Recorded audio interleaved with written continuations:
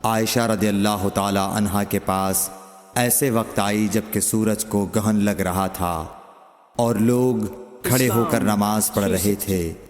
کیا دیکھتی ہوں وہ بھی کھڑے ہو کر نماز پڑھ رہی ہیں۔ میں نے کہا کہ لوگوں کو کیا ہو گیا ہے، تو انہوں نے اپنے ہاتھ سے آسمان کی طرف اشارہ کر کے کہا سبحان اللہ۔ میں نے کہا کیا یہ کوئی خاص نشانی ہے؟ تو انہوں نے اشارے سے کہا کہ ہاں۔ تو میں بھی آپ کے ساتھ نماز کے لیے کھڑی ہو گئی۔ آپ نے اتنا قیام فرمایا کہ مجھ پر غشی طاری ہونے لگی اور میں اپنے سر پر پانی ڈالنے لگی۔ جب رسول اللہ صلی اللہ علیہ وسلم نماز سے فارغ ہوئے تو آپ نے اللہ کی حمد و ثنا بیان کی اور فرمایا آج کوئی چیز ایسی نہیں رہی جس کو میں نے اپنی اس جگہ نہ دیکھ لیا ہو، حتیٰ کہ جنت اور دوزخ کو بھی دیکھ لیا۔ اور مجھ پر یہ وحی کی گئی ہے کہ تم لوگوں کو قبروں میں آزمایا جائے گا، دجال جیسی آزمائش یا اس کے قریب قریب۔ راوی کا بیان ہے کہ میں نہیں جانتی کہ اسما نے کون سا لفظ کہا۔ تم میں سے ہر ایک کے پاس اللہ کے فرشتے بھیجے جائیں گے اور اس سے کہا جائے گا کہ تمہارا اس شخص یعنی محمد صلی اللہ علیہ وسلم کے بارے میں کیا خیال ہے؟ پھر اسما نے لفظ ایماندار کہا یا یقین رکھنے والا کہا، مجھے یاد نہیں۔ بہرحال وہ شخص کہے گا کہ محمد صلی اللہ علیہ وسلم اللہ کے سچے رسول ہیں، وہ ہمارے پاس نشانیاں اور ہدایت کی روشنی لے کر آئے، ہم نے اسے قبول کیا، ایمان لائے اور آپ کا اتباع کیا۔ پھر اس سے کہہ دیا جائے گا کہ تو سو جا، در حال یہ کہ تو مرد صالح ہے اور ہم جانتے تھے کہ تو مومن ہے۔ اور بہرحال منافق یا شکی آدمی، اسما نے کون سا لفظ کہا مجھے یاد نہیں، جب اس سے پوچھا جائے گا کہے گا کہ میں کچھ نہیں جانتا، میں نے لوگوں کو جو کہتے سنا وہی میں نے بھی کہہ دیا۔ صحیح بخاری حدیث نمبر 184۔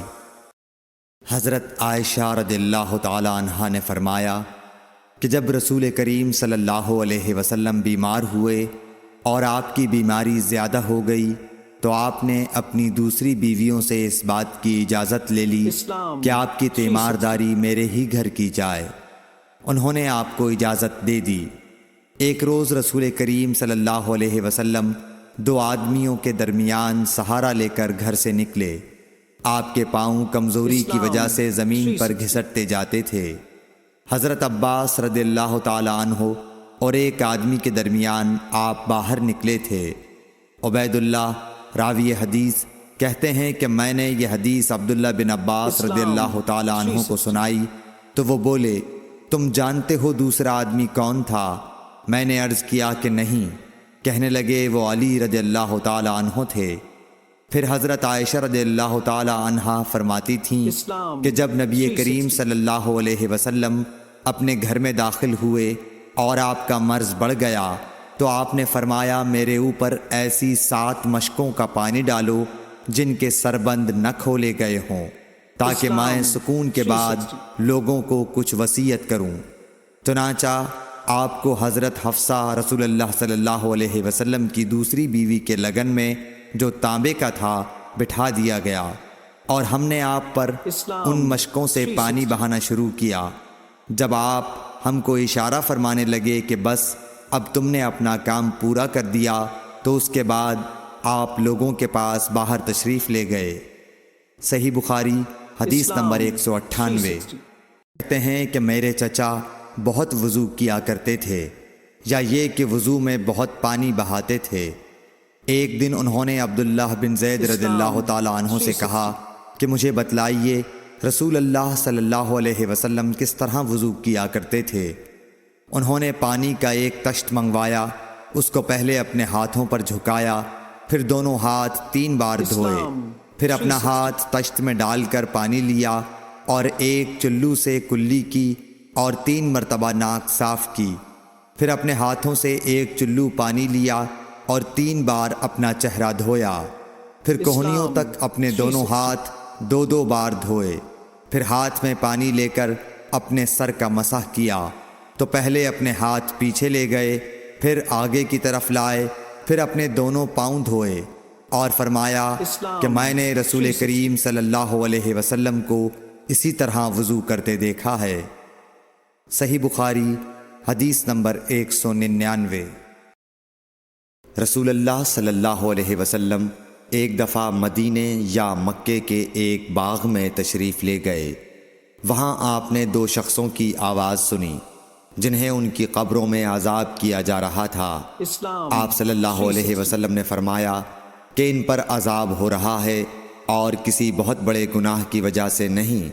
پھر آپ صلی اللہ علیہ وسلم نے فرمایا بات یہ ہے کہ ایک شخص ان میں سے پیشاب کے چھینٹوں سے بچنے کا اہتمام نہیں کرتا تھا اور دوسرا شخص چغل خوری کیا کرتا تھا۔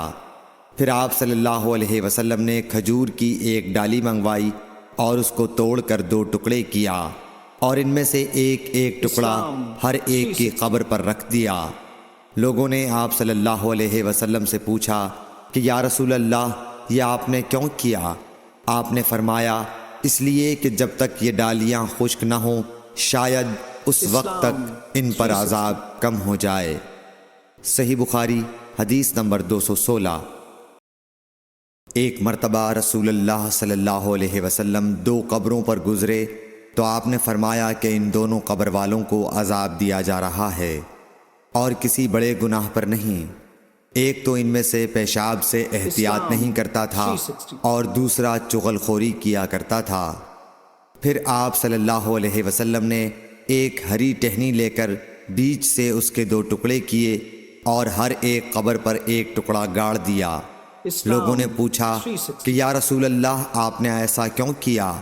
آپ نے فرمایا شاید جب تک یہ ٹہنیاں خشک نہ ہوں ان پر عذاب میں کچھ تخفیف رہے۔ صحیح بخاری حدیث نمبر 218۔ ایک دفعہ رسول کریم صلی اللہ علیہ وسلم کعبہ شریف میں سجدے میں تھے۔ ایک دوسری سند سے رسول اللہ صلی اللہ علیہ وسلم کعبے کے نزدیک نماز پڑھ رہے تھے اور ابو جہل اور اس کے ساتھی بھی وہیں بیٹھے ہوئے تھے۔ تو ان میں سے ایک نے دوسرے سے کہا کہ تم میں سے کوئی شخص ہے جو قبیلے کی جو اونٹنی ذبح ہوئی ہے اس کی اوجڑی اٹھا لائے اور لا کر جب محمد صلی اللہ علیہ وسلم سجدے میں جائیں تو ان کی پیٹھ پر رکھ دے۔ یہ سن کر ان میں سے ایک سب سے زیادہ بدبخت آدمی اٹھا اور وہ اوجڑی لے کر آیا اور دیکھتا رہا۔ جب آپ نے سجدہ کیا تو اس نے اس اوجڑی کو آپ کے دونوں کندھوں کے درمیان رکھ دیا۔ عبداللہ بن مسعود کہتے ہیں میں یہ سب کچھ دیکھ رہا تھا مگر کچھ نہ کر سکتا تھا، کاش اس وقت مجھے روکنے کی طاقت ہوتی۔ عبداللہ کہتے ہیں کہ وہ ہنسنے لگے اور ہنسی کے مارے لوٹ پوٹ ہونے لگے اور رسول اللہ صلی اللہ علیہ وسلم سجدے میں تھے، بوجھ کی وجہ سے اپنا سر نہیں اٹھا سکتے تھے، یہاں تک کہ حضرت فاطمہ رضی اللہ تعالی عنہا آئیں اور وہ بوجھ آپ کی پیٹھ پر سے اتار کر پھینکا۔ تب آپ نے سر اٹھایا، پھر 3 بار فرمایا یا اللہ تو قریش کو پکڑ لے۔ یہ بات ان کافروں پر بہت بھاری ہوئی کہ آپ نے انہیں بد دعا دی۔ عبداللہ کہتے ہیں کہ وہ سمجھتے تھے کہ اس شہر مکے میں جو دعا کی جائے وہ ضرور قبول ہوتی ہے۔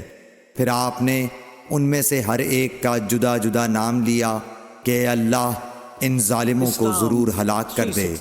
ابو جہل، عتبہ بن ربیعہ، شیبہ بن ربیعہ، ولید بن عتبہ، امیہ بن خلف اور عقبہ ابن ابی معیط کو۔ 7ویں آدمی کا نام بھی لیا مگر مجھے یاد نہیں رہا۔ اس ذات کی قسم جس کے قبضے میں میری جان ہے کہ جن لوگوں کے بد دعا کرتے وقت آپ نے نام لیے تھے میں نے ان کی لاشوں کو بدر کے کنویں میں پڑا ہوا دیکھا۔ صحیح بخاری حدیث نمبر 240۔ رسول اللہ صلی اللہ علیہ وسلم نے فرمایا کہ جب تم اپنے بستر پر لیٹنے آؤ تو اس طرح وضو کرو جس طرح نماز کے لیے کرتے ہو، پھر داہنی کروٹ پر لیٹ کر یوں کہو اے اللہ میں نے اپنا چہرہ تیری طرف جھکا دیا، اپنا معاملہ تیرے ہی سپرد کر دیا، میں نے تیرے ثواب کی توقع اور تیرے عذاب کے ڈر سے تجھے ہی پشت پناہ بنا لیا، تیرے سوا کہیں پناہ اور نجات کی جگہ نہیں۔ اے اللہ جو کتاب تو نے نازل کی میں اس پر ایمان لایا جو نبی تو نے بھیجا میں اس پر ایمان لایا، تو اگر اس حالت میں اسی رات مر گیا تو فطرت پر مرے گا۔ اور اس دعا کو سب باتوں کے آخر میں پڑھ۔ حضرت برا کہتے ہیں کہ میں نے رسول اللہ صلی اللہ علیہ وسلم کے سامنے اس دعا کو دوبارہ پڑھا۔ جب آمنت بکتابک الذی انزلت پر پہنچا تو میں نے ورسولک کا لفظ کہہ دیا۔ آپ نے فرمایا نہیں، یوں کہو ونبیک الذی ارسلت۔ صحیح بخاری حدیث نمبر 247۔ میمونہ بنت حارث رضی اللہ تعالی عنہا نے کہا کہ میں نے حضرت صلی اللہ علیہ وسلم کے لیے غسل کا پانی رکھا اور پردہ کر دیا۔ آپ نے پہلے غسل میں اپنے ہاتھ پر پانی ڈالا اور اسے 1 یا 2 بار دھویا۔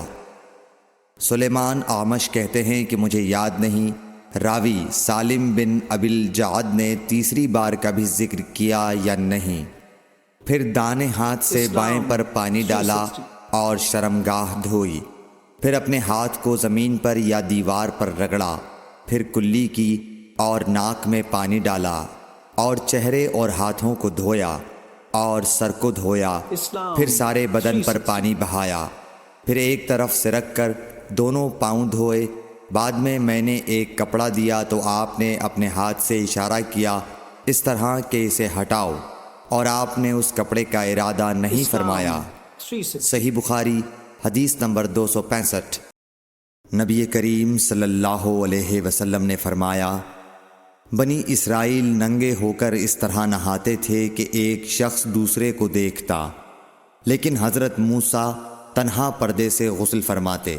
اس پر انہوں نے کہا کہ بخدا موسیٰ کو ہمارے ساتھ غسل کرنے میں صرف یہ چیز مانے ہے کہ آپ کے خصیے بڑھے ہوئے ہیں۔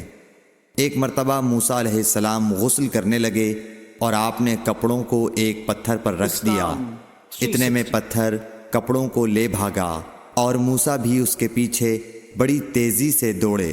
آپ کہتے جاتے تھے، اے پتھر میرا کپڑا دے، اے پتھر میرا کپڑا دے۔ اس عرصے میں بنی اسرائیل نے موسیٰ علیہ السلام کو ننگا دیکھ لیا اور کہنے لگے کہ بخدا موسیٰ کو کوئی بیماری نہیں، اور موسیٰ علیہ السلام نے کپڑا لیا اور پتھر کو مارنے لگے۔ ابو ہریرہ رضی اللہ تعالی عنہ نے کہا کہ بخدا اس پتھر پر 6 یا 7 مار کے نشان باقی ہیں۔ صحیح بخاری حدیث نمبر 278۔ رسول کریم صلی اللہ علیہ وسلم عید الاضحیٰ یا عید الفطر میں عیدگاہ تشریف لے گئے۔ وہاں آپ عورتوں کے پاس سے گزرے اور فرمایا، اے عورتوں کی جماعت صدقہ کرو، کیونکہ میں نے جہنم میں زیادہ تم ہی کو دیکھا ہے۔ انہوں نے کہا، یا رسول اللہ صلی اللہ علیہ وسلم ایسا کیوں؟ آپ نے فرمایا کہ تم لعن طعن بہت کرتی ہو اور شوہر کی ناشکری کرتی ہو، باوجود عقل اور دین میں ناقص ہونے کے میں نے تم سے زیادہ کسی کو بھی ایک عقل مند اور تجربہ کار آدمی کو دیوانہ بنا دینے والا نہیں دیکھا۔ عورتوں نے عرض کی کہ ہمارے دین اور ہماری عقل میں نقصان کیا ہے یا رسول اللہ؟ آپ نے فرمایا، کیا عورت کی گواہی مرد کی گواہی سے نصف نہیں ہے؟ انہوں نے کہا، جی ہے۔ آپ نے فرمایا، بس یہی اس کی عقل کا نقصان ہے۔ پھر آپ نے پوچھا، کیا ایسا نہیں ہے کہ جب عورت حائضہ ہو تو نہ نماز پڑھ سکتی ہے نہ روزہ رکھ سکتی ہے؟ عورتوں نے کہا، ایسا ہی ہے۔ آپ نے فرمایا کہ یہی اس کے دین کا نقصان ہے۔ صحیح بخاری حدیث نمبر 304۔ حضرت عائشہ رضی اللہ تعالی عنہا نے بتلایا کہ میں نے نبی کریم صلی اللہ علیہ وسلم کے ساتھ حجۃ الوداع کیا۔ میں تمتع کرنے والوں میں تھی اور ہدی یعنی قربانی کا جانور اپنے ساتھ نہیں لے گئی تھی۔ حضرت عائشہ رضی اللہ تعالی عنہا نے اپنے متعلق بتایا کہ پھر وہ حائضہ ہو گئیں اور عرفہ کی رات آ گئی اور ابھی تک وہ پاک نہیں ہوئی تھیں، اس لیے انہوں نے رسول اللہ صلی اللہ علیہ وسلم سے کہا کہ حضور آج عرفہ کی رات ہے اور میں عمرے کی نیت کر چکی تھی۔ رسول اللہ صلی اللہ علیہ وسلم نے فرمایا کہ اپنے سر کو کھول ڈال اور کنگاہ کر اور عمرے کو چھوڑ دے۔ میں نے ایسا ہی کیا، پھر میں نے حج پورا کر لیا اور لیلۃ الحسبہ میں عبد الرحمن بن ابو بکر کو حضور صلی اللہ علیہ وسلم نے حکم دیا، وہ مجھے اس عمرے کے بدلے میں جس کی نیت میں نے کی تھی تنعیم سے دوسرا عمرہ کرا لائے۔ صحیح بخاری حدیث نمبر 316۔ حضرت عائشہ رضی اللہ تعالی عنہا نے فرمایا، ہم ذی الحجہ کا چاند دیکھتے ہی نکلے۔ رسول کریم صلی اللہ علیہ وسلم نے فرمایا کہ جس کا دل چاہے تو اسے عمرے کا احرام باندھ لینا چاہیے، کیونکہ اگر میں ہدی ساتھ نہ لاتا تو میں بھی عمرے کا احرام باندھتا۔ اس پر بعض صحابہ نے عمرے کا احرام باندھا اور بعض نے حج کا۔ میں بھی ان لوگوں میں سے تھی جنہوں نے عمرے کا احرام باندھا تھا، مگر عرفہ کا دن آ گیا اور میں حیض کی حالت میں تھی۔ میں نے نبی کریم صلی اللہ علیہ وسلم سے اس کے متعلق شکایت کی تو آپ نے فرمایا کہ عمرہ چھوڑ اور اپنا سر کھول اور کنگاہ کر اور حج کا احرام باندھ لے۔ میں نے ایسا ہی کیا، یہاں تک کہ جب حسبہ کی رات آئی تو رسول اللہ صلی اللہ علیہ وسلم نے میرے ساتھ میرے بھائی عبد الرحمن بن ابی بکر کو بھیجا۔ میں تنعیم گئی اور وہاں سے اپنے عمرے کے بدلے دوسرے عمرے کا احرام باندھا۔ حشام نے کہا کہ ان میں سے کسی بات کی وجہ سے بھی نہ ہدی واجب ہوئی اور نہ روزہ اور نہ صدقہ۔ تنعیم حد حرم سے قریب 3 میل دور ایک مقام کا نام ہے۔ صحیح بخاری حدیث نمبر 317۔